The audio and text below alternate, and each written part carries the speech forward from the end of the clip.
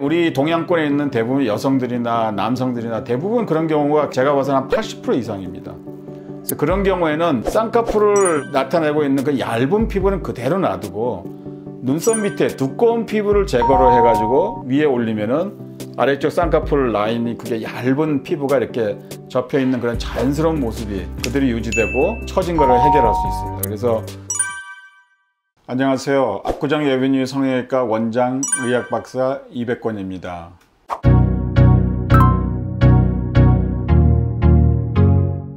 우리가 이제 에이징 아일리드, 나이가 들어서 이제 그 처지는 눈에 대한 수술입니다. 그래서 지금 말씀하신 대로 윗눈꺼풀이 처진 거에 대한 수술, 아랫눈꺼풀이 처진 거, 상안검, 하안검, 뭐 성형술, 눈썹 올림술, 뭐 그런 수술이 우리가 보통 이제 나이 들어서 할 수 있는 수술인데요. 일단 눈썹 올림술이라는 것, 나이가 들면 이렇게 눈썹이 뼈 아래쪽으로 지금 처지는 경우에 눈이 더 처질 수 있습니다. 그래서 전반적으로 이제 위에서부터 처진 경우에 여러 가지 수술이 있지만 이마 쪽에서 어쨌든 그런 처진 구조물, 피부라기보다는 구조물을 갖다 올려가지고 눈썹을 올려서 눈 처짐 현상을 갖다 우리가 어느 정도 교정을 하는 수술을 눈썹 올림술, 이마 거상술 해가지고 이제 원래 내시경을 사용할 수도 있고 뭐 절개를 사용할 수도 있고 위에서부터 두피 있는 데서부터 전체적으로 다 올리는 수술을 말합니다. 그런데 그게 다 뭐 정확한 그 수술법이긴 하지만 30년 정도 한 제 성형외과 전문의로서 개인적인 생각은 그렇습니다.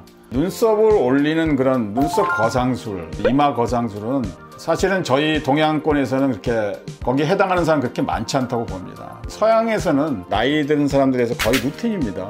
그래서 서양 사람들은 굉장히 이 피부 자체가 잘 처지기도 하지만 구조물 자체도 굉장히 많이 처집니다. 그래서 원래 있던 그런 젊은 위치에서 많이 처진 경우 많지만 제 경험상으로 봐서는 우리나라에는 대부분 나이 드신 분들 보면은 눈썹 위치가 이렇게 심하게 떨어진 경우는 상당히 드뭅니다. 물론 그런 경우에 저도 이마 거상술 합니다. 그래서 저는 이마 거상술 해야지 교정된다 그렇게 생각하지 않고요. 윗눈꺼풀을 교정하는 방법 중에 하나가 눈썹을 올리는 게 아니고 눈썹 아래에 있는 눈썹 하 거상술이라 그래서 눈썹 아래에 있는 피부를 제거해 가지고 쉽게 하면 올리는 수술, 처진 거를 교정하는 수술을 주로 많이 시행을 하고 있습니다. 그래서 눈썹 올림술이 아니고 눈썹 밑에서 피부를 제거하는 눈썹 하 거상술을 상안검 성형술의 한 부분으로 저는 시행을 하고 있습니다. 대부분 이제 나이 들어서 이렇게 눈이 처져 가지고 오는 경우에 결국은 처진 피부를 제거를 해야지 눈이 가려진 게 없어지는데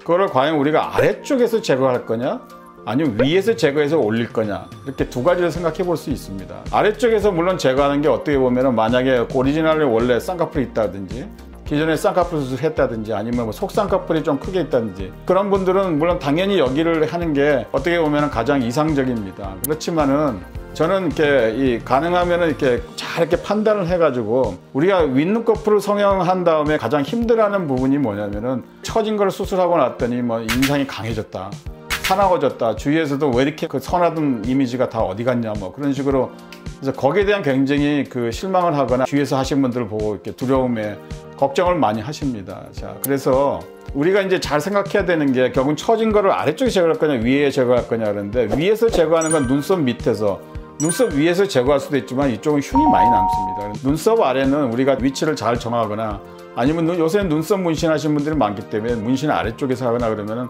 흉이 거의 나중에 한 5, 6개월 지나서는 자세히 봐도 잘 안 보일 정도로 할 수 있습니다. 그래서 위에를 제거를 할 수도 있고 아래쪽을 제거할 수도 있는데 그 기준은 뭐냐면은 윗눈꺼풀 피부가 아주 얇은 분들은 아래쪽에서 제거해도 됩니다. 그렇지 않으면은 저를 비롯한 모든 사람들이 속눈썹에서 윗눈썹으로 갈 때 얇은 피부가 점점 두꺼워집니다. 근데 나이 들어서 처진 피부를 이 아래쪽에서 제거하게 되면 얇은 피부를 제거해 버리고 위에 있는 좀 두꺼운 피부가 아래쪽에 내려와서 쌍꺼풀을 만든다든지 속쌍꺼풀을 만든다든지 두꺼운 피부가 접혀가지고 쌍꺼풀이 생기기 때문에 인상이 강해질 수밖에 없습니다. 우리 동양권에 있는 대부분 여성들이나 남성들이나 대부분 그런 경우가 제가 봐서는 한 80% 이상입니다.